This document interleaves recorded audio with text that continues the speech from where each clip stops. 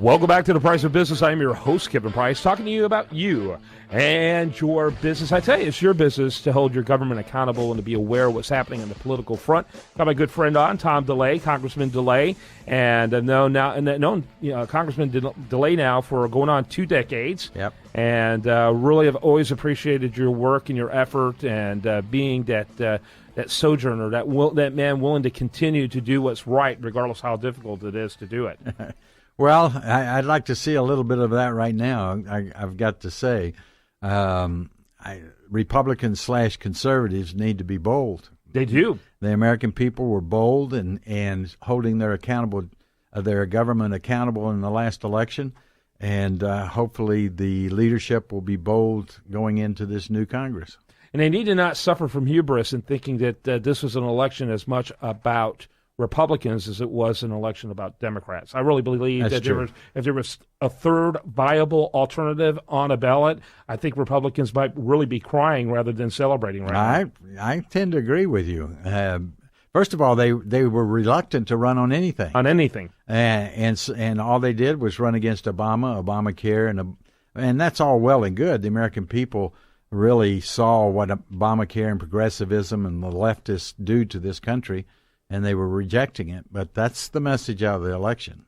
Yeah, it was bold. Yeah, the old saying is, what a conservative is? A conservative is a liberal that's been mugged. And so I don't think we've ever seen such a wide-scale mugging of America than Obamacare. Yeah, Republicans proved they really didn't have to do anything to get elected thanks to what Obama did to himself. Yeah, well, it's the leftist worldview. I mean, the federal government violating the Constitution, taking over the healthcare insurance industry, totally unconstitutional.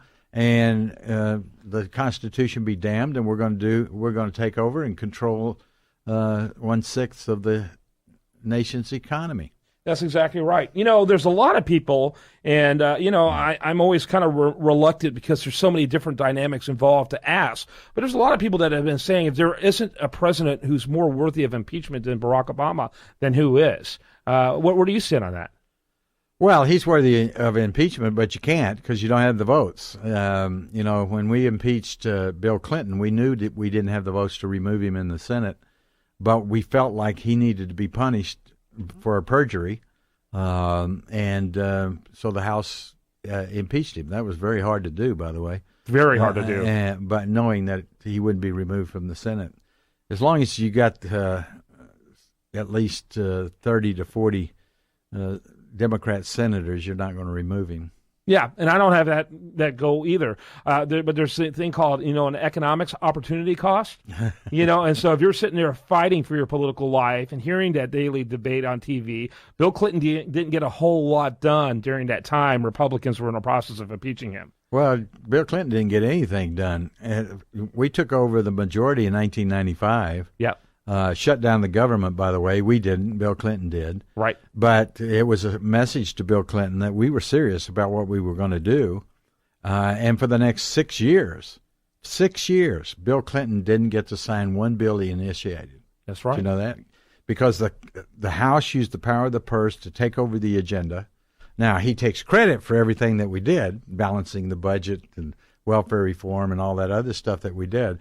But it wasn't his agenda anymore. And frankly, that's what the Republicans need to do right now, is take over the agenda, lay bills on his desk, let him veto those bills, and let the American people see what's going on.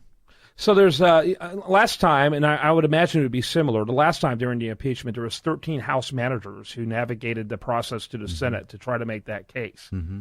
And I thought about, I keep wondering why the House doesn't do it. First of all, they don't have someone with your tenacity and personality in there. I mean, just with all candor, there's a lot of guys who believe that consensus is more important than principle. Mm-hmm. And that's why we are a minority party. I don't care what happened in the last election. We're still a minority party, in my opinion. Mm-hmm. But I think part of it might be is that in that entire U.S., that U.S. House caucus of Republicans, there's 2 starting in January black members of that caucus. caucus. Yeah. And if you had those two on that, group of managers, which that's huge, too, it's huge for the GOP, right? Woohoo, let's have a parade.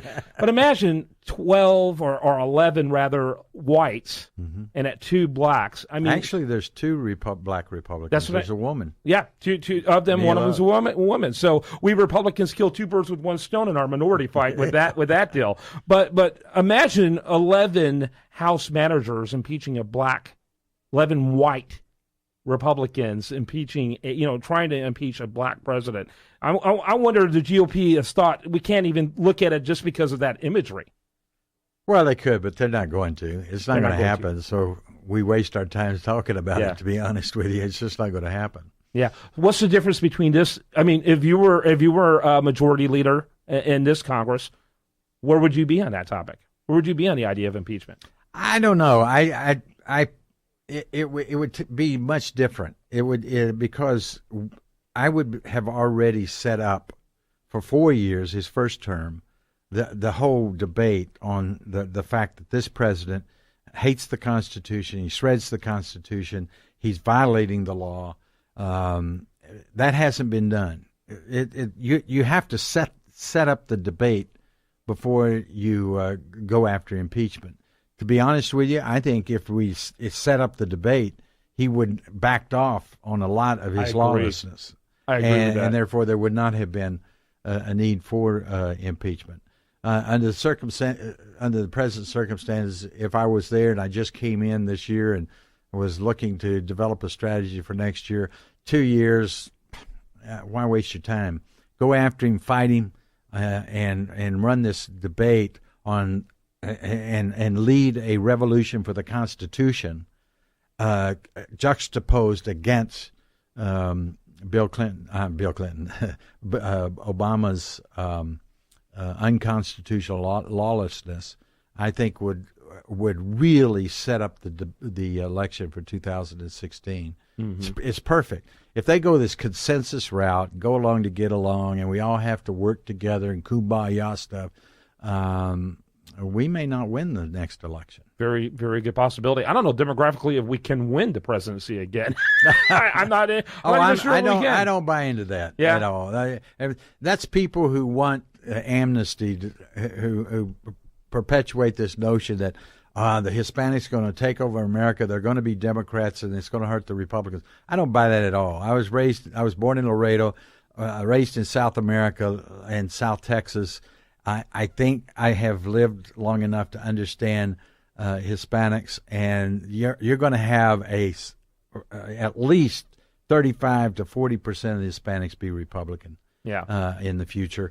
And 56%, besides, Christians, 56% of men voted for Dan Patrick. My argument is that we have, I don't even care about the geographic, I'm not talking about those demographics. I'm talking about a population that has gone from personal responsibility to entitlement. True. We have an entitlement culture of the last 2 generations that we've never seen historically. That doesn't even exist among Hispanics. It has nothing to do with race. It has to do with more of age and values. Yeah, but the voting, the thing I'm working on right now and have been for at least 5 years is motivating Christians to vote. Christians don't vote. And we had, in 2012, you had almost 30 million of them sit at home and not vote. If just the amount of Christians voted in 2012 that voted in 2008, we'd have won the presidency. Wow. So, no, we have a coalition out there. The problem we have is leadership and the lack thereof. Lack of inspiration, that's for sure. Congressman Tom DeLay, by the way, big story happened with you, of course, is finally being exonerated for something that I think was pure political trumped-up charges. We're going to talk about that in the next segment. Thanks for your candor. Always enjoy having you on the program. And looking forward to continuing our conversation with Tom DeLay here on The Price of Business.